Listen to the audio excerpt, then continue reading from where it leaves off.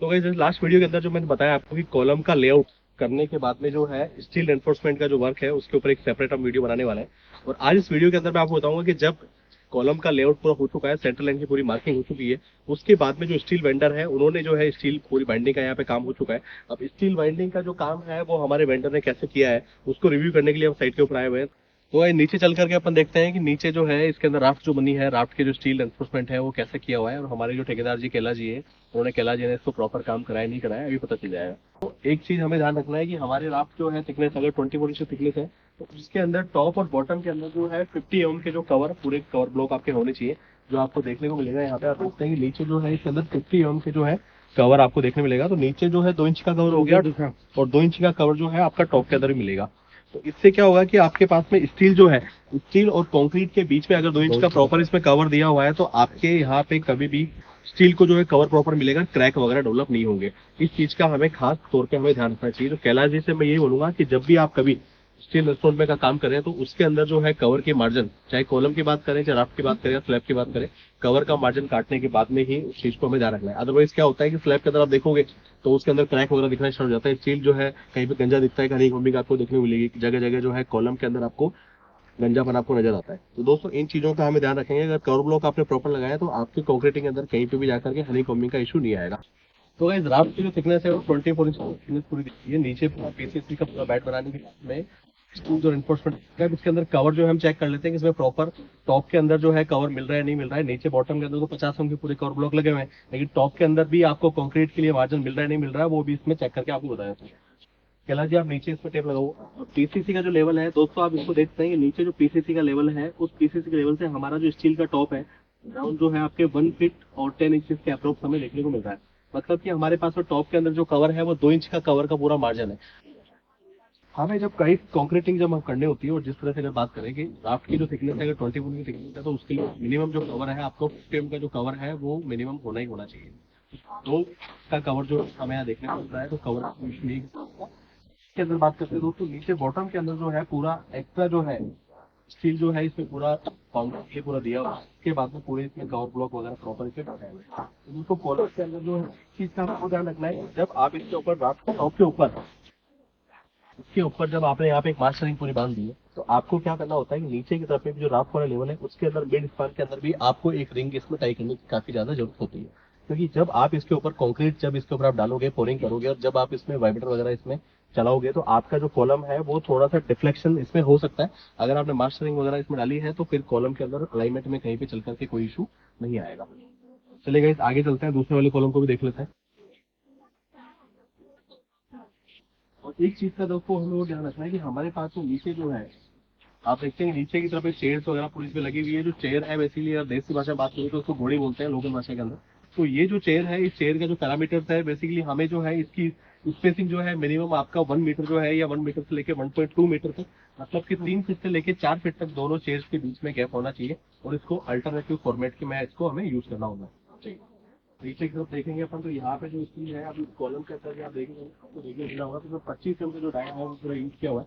25 mm का dia use करने के बाद में इसके अंदर भी मास्टर रिंग जो बांधी हुई है, लेकिन आप अगर साइड से देखोगे तो थोड़ा सा इसमें अलाइनमेंट का इशू है क्योंकि स्टील का जो वेट है काफी ज्यादा वेट है और इसके अंदर जो रिंग वगैरह है वो थोड़ी सी इसके अंदर रिंग की कमी है। नीचे राफ्ट के अंदर अगर रिंग इसमें होती तो वो हमें आगे चल करके इशू नहीं आता। एक चीज की और हमें ध्यान रखना है दोस्तों, जब भी आप इनके अंदर रिंग प्लेसमेंट हो तो आप रिंग प्लेसमेंट के अंदर हमें इनके अंदर क्या हमारा रिंग का शेड्यूल है वो हमें क्रॉस चेक जरूर करना है। तो आपको यहाँ पे इस कॉलम के अंदर रिंग की मिस्टेक देखने को मिलेगी। आपको मैं दिखाता हूँ कि कैसे इस कॉलम के अंदर जो है रिंग की मिस्टेक हमें देखने को मिली है। तो गाइस आइए आप यहाँ पे, हेलो आइए आगे आगे। अब गाइस ये जो कॉलम है हमारा कॉलम नंबर हमारा इसका शेड्यूल है वो मैं दिखाता हूँ आपको कि ये कॉलम नंबर C5 आपको देखने को मिलेगा। C5 के अंदर जो कॉलम का और स्टील रेनफोर्समेंट का डिटेल क्या है वो आपको देखेगा। यहाँ पे C5 जो कॉलम है दोस्तों इसके अंदर 16 जो है 25 mm के सरिये हैं। तो पहली चीज तो हमें चेक करना है कि हमारे सरिये जो है वो एज पर शेड्यूल है या नहीं है। तो दोस्तों आप देखते हैं कि यहाँ पे एक रो के अंदर आपको यहाँ पे 5 बार मिलेंगे, दूसरी साइड में 5 मिलेंगे। तो 10 हो गए और 10 के बाद में आपको यहाँ पे 3 और 3 आपके ये यहाँ पे। तो टोटल जो बार है अपने पास में वो आपके 16 जो बार है वो यहाँ आपको देखने को मिल रहा है। अब दोस्तों इसके अलावा जो है नीचे रिंग की बात करता हूँ तो रिंग के अंदर हमने क्या किया हुआ है यहाँ पे कि हमारा जो ड्राइंग है उस ड्राइंग के अंदर जो है स्टील रेनफोर्समेंट जो है स्टील रेनफोर्समेंट के अंदर लिंक जो दिया हुआ है, लिंक जो है वो साइड के ऊपर पूरा मिसिंग है। आइए आप यहाँ देखते हैं कि इसके अंदर जो है आउटर रिंग आपने ये बांधी यहाँ पे, जिसके अंदर कॉलम आउटर से आउटर पूरा टाई हो चुका है। मिड के जो है 3 कॉलम जो है मतलब 3 बार यहाँ पे हो गया, 3 बार यहाँ, इनको टाई करने के लिए आपने एक सेकंड रिंग देंगे यहाँ। थर्ड जो रिंग आपने वापस अगेन 3 सरियों को टाई करने के लिए आपने थर्ड रिंग यहाँ। लेकिन जो बीच का ये जो बार है, जो बीच का पूरा बार है, इसके अंदर लिंक होना चाहिए, लिंक आपस में क्रॉस होने चाहिए। एक लिंक यहाँ मिसिंग है, एक लिंक यहाँ मिसिंग है।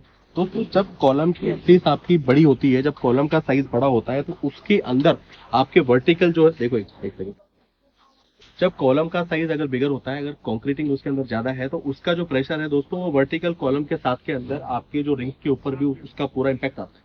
तो हमें कॉलम को नहीं देखना है कि भाई कॉलम के अंदर स्टील ज्यादा दे दिया हमें और इसके अंदर जो रिंग अगर मिसिंग है, तो ये बहुत बड़ी गलती है। आपके कॉलम में चल करके बाद में काफी ज्यादा मेजर इश्यूज क्रिएट हो सकते हैं। क्रैक वगैरह आने का एक बहुत बड़ा कारण ये भी होता है। आप देखते हैं कि इस कॉलम के अंदर जो है रिंग की कमी है, बीच के अंदर जो स्पान है पूरा, उसके अंदर पूरा मास वॉल्यूम जो है कंक्रीट का आएगा, उसके अंदर जो है लिंक दिया हुआ है, मतलब आपस में जो कॉलम है वो पूरे फ्री है।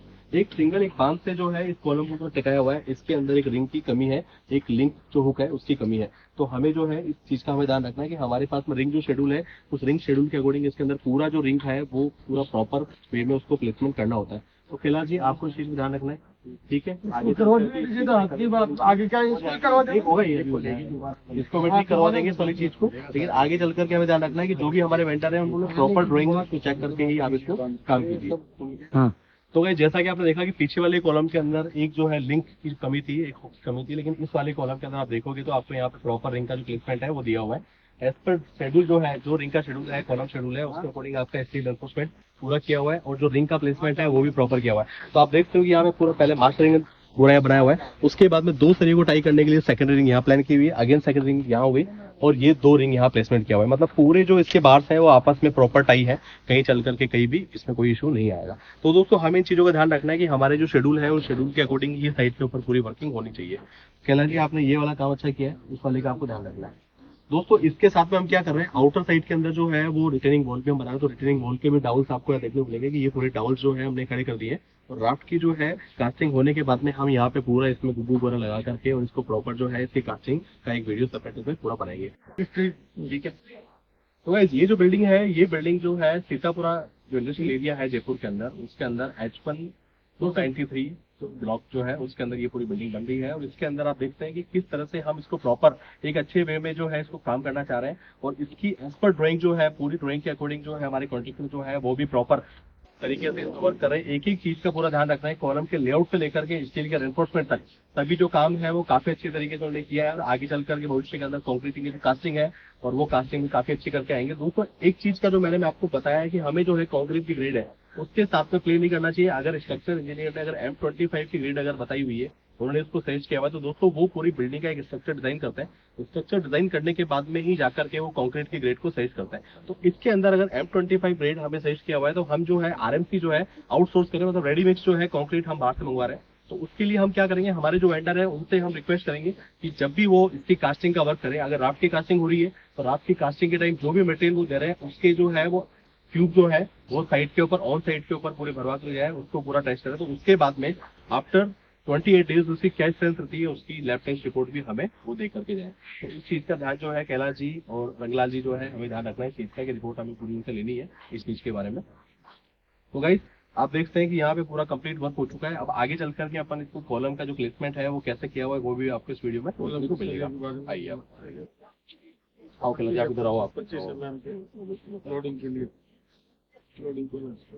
अब गाइस हमारे पास में जो एज पर ड्राइंग का जो स्पान जो है हमने प्ले किया हुआ है, उस स्पान के अकॉर्डिंग जो है हमारे कॉलम के अंदर जो आप देखोगे तो यहाँ पे आपको स्टील जो है वो भी काफी हेवी देखने को मिलेगा। मतलब यहाँ पे आपको जो सरिये हैं वो 25 mm के सरिये पूरे देखने को मिलेंगे। तो एज पर ड्राइंग जो शेड्यूल कॉलम का और जो स्ट्रक्चर ड्राइंग पूरी बनी हुई है, उस ड्राइंग के अकॉर्डिंग ही पूरा स्टील का जो रेनफोर्समेंट है वो किया हुआ है। इसके अंदर मास्टर रिंग से लेकर के और लिंक हुक तक जो है वो एज पर ड्राइंग पूरे यहाँ पे लगाए गए।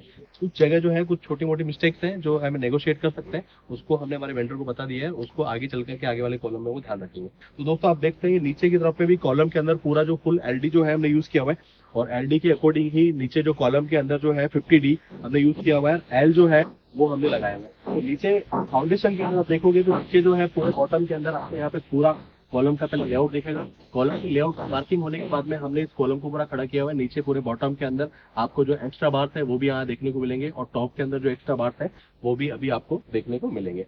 तो दोस्तों अपन चलते हैं नेक्स्ट कॉलम की तरफ में, और आउटसाइड की वॉल की बात करते हैं। तो यहाँ पे अभी साइड के अंदर आपको पूरी वॉल जो है, मतलब शटरिंग का जो है फॉर्मवर्क यहाँ देखने को मिलेगा। उसके बाद में ही कंक्रीटिंग का आगे चल के इसमें कंप्लीट किया जाएगा।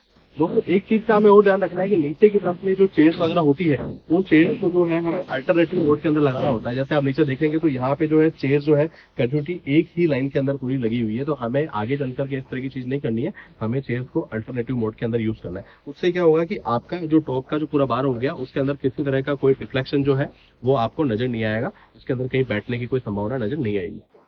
तो इस वीडियो के अंदर आपको जानने को मिलेगा कि राफ्ट की जो है वो चेकिंग हम किस तरह से करते हैं, उसके अंदर स्टील रेफोर्समेंट का जो वर्क है उसको करने के लिए हमें किन चीजों को हमें ध्यान रखना होता है। अगर आपको ये वीडियो कंटेंट आपको अच्छा लगा दोस्तों, तो मेरे channel arc interiors by Ramesh Chakewal के ऊपर अपना प्यार से बनाए रखिए। Thank you guys, thank you for watching me. जय हिंद, जय भारत।